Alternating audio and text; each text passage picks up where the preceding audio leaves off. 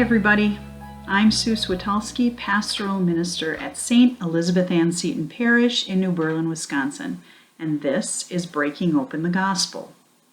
Last week we introduced this session as a very short reflection based on our Sunday readings and on our pastor, Father Joe's homily. If you weren't able to watch the homily, please be sure to watch it to get a much more in-depth reflection and richer experience with the Word of God. You can find a recording of Sunday's Mass on our Facebook page or on our My St. Elizabeth Ann Seton website. And now, on with Breaking Open the Gospel. This week, we heard Father Joe speak of the disciples on the road to Emmaus. As listening to that gospel, I think to myself, what a bummer. I can't imagine how those disciples felt. They thought that Jesus was going to be something totally different than who he ended up being. They expected him to be an earthly Messiah. And instead he was a crucified Messiah. And yet, all hope was not lost. The gospel today let us know that even though things are completely upside down for the disciples, they still had hope. They talked about how, and I'm quoting the gospel now, some women had astounded them. Don't you love that word, astounded? They were at the tomb early in the morning and didn't find a body.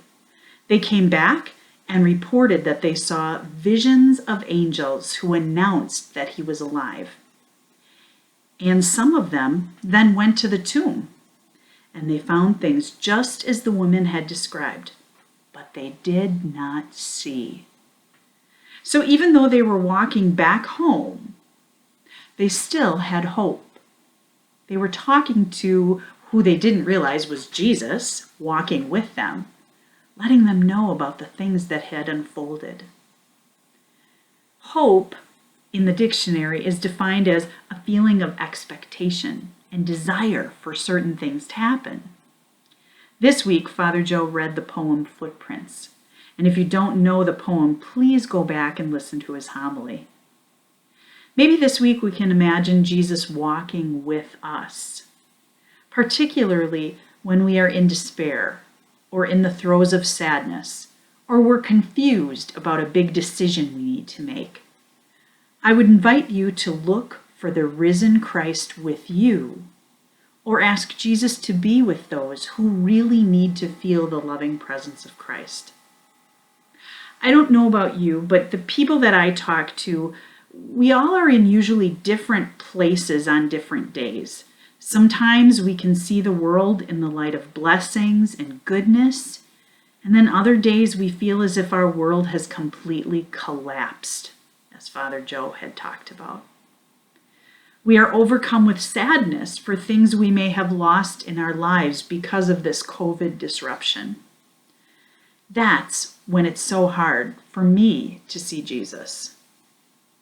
As we journey on our own road to Emmaus, what do you think Christ is calling you to see? Feel free this week to post your comments below as our week progresses. Thanks, everyone. And make it a great week.